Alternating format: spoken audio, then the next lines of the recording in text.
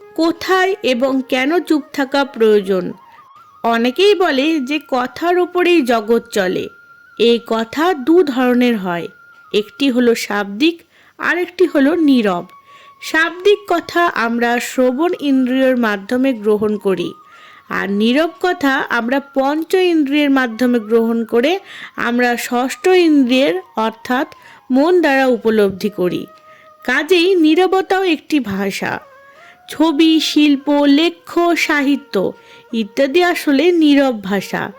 কাজেই যে কোনো ক্ষেত্রে অপ্রয়োজনে কথা বলা বা শাব্দিক ভাষা প্রয়োগ অনেকগুলি সমস্যার সৃষ্টি করতে পারে। মুখ থেকে যে বাণী একবার নিঃসৃত হয়ে যায় তা আর ফেরানো সম্ভব হয় না। তাই কখনো কখনো কথা বলা যতটা গুরুত্বপূর্ণ, কথা না বলাটা তার থেকেও বেশি গুরুত্বপূর্ণ হয়ে ওঠে। তাহলে আজ আমরা জেনে নেব কোথায় চুপ থাকতে হবে এবং কেন চুপ থাকতে হবে। চুপ থাকার 8টি উপকারিতা সম্বন্ধেও জেনে নেওয়া যাক। তবে 7 নম্বর বিষয়টি কিন্তু অত্যন্ত গুরুত্বপূর্ণ প্রত্যেকের ক্ষেত্রে, কাজেই এই পয়েন্টটি মিস করবেন না।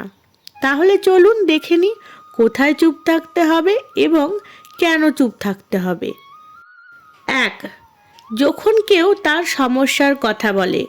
যখন কেউ তার সমস্যার কথা আমাদের বলে কিংবা তার ভেতরে চলতে থাকা ইমোশনগুলো শেয়ার করে, সেই সময় অতি শীঘ্রই রায় না দিয়ে, ঠিক ভুল বিচার না করে তার কথাগুলো চুপ করে মন দিয়ে শুনতে হয়। এই মুহূর্তগুলিতে চুপ থাকাই সামনের জনের জন্য সেরা চিকিৎসা। 2. অর্থহীন বিতর্কিত আলোচনা। যে কোনো বিতর্কিত আলোচনা থেকে সমস্যার সৃষ্টি হয়। একমাত্র বিতর্কিত প্রতিযোগিতা বা কোনো বিতর্কের সমাধানের দায়িত্বপ্রাপ্ত না হলে বিতর্কে যাওয়া বুদ্ধিমানের কাজ নয়।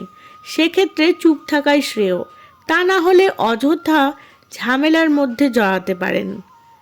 3. সম্পর্ক উন্নতি করতে। ভালোবাসার মানুষ তার প্রিয়জনকে কিছু বলতে চায়, সেক্ষেত্রে একসঙ্গে কথা না বলে চুপ করে শুনলে সম্পর্কের উন্নতি ঘটে। কেননা খোলাখুলি আলোচনা করতে গিয়ে ব্যবহৃত কোনো কথাকে ধরেই নতুন বিতর্কের সৃষ্টি হয়।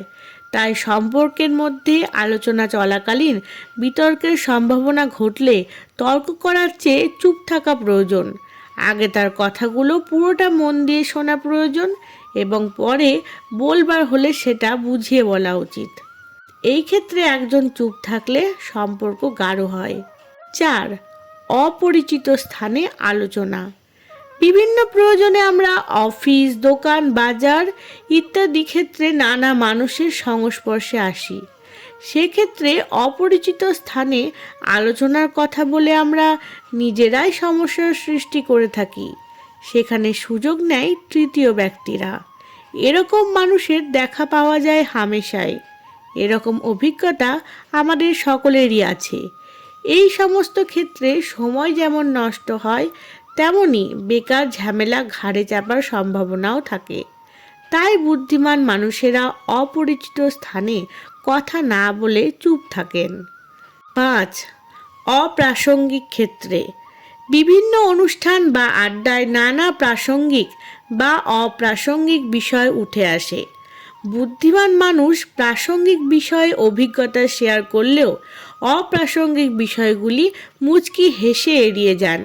এতে মেধা, পরিশ্রম যেমন বাঁচে, তেমনি উন্নত পার্সোনালিটিও প্রকাশ পায়।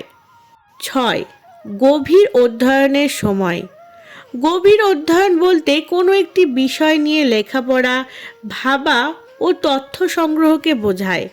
তাই এই অধ্যয়নের প্রক্রিয়াটি মনের ভিতর যেন স্নান, খাওয়া, ভ্রমণ ইত্যাদি বিষয়ের মতো সব সময় চলতে থাকে। এরকম গভীর অধ্যয়ন চলাকালীন অন্য বিষয় আলোচনায় অধ্যয়নের মনোযোগ ব্যাহত হতে পারে। তাই যারা বুদ্ধিমান তারা এক্ষেত্রে চুপ থাকেন। 7. প্রতিবাদ করার ক্ষেত্রে। প্রতিবাদ করা ভালো, তবে পরিস্থিতি বিচার করে।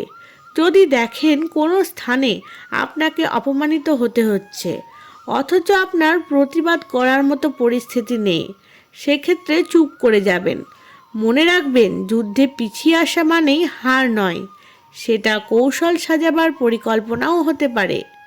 8.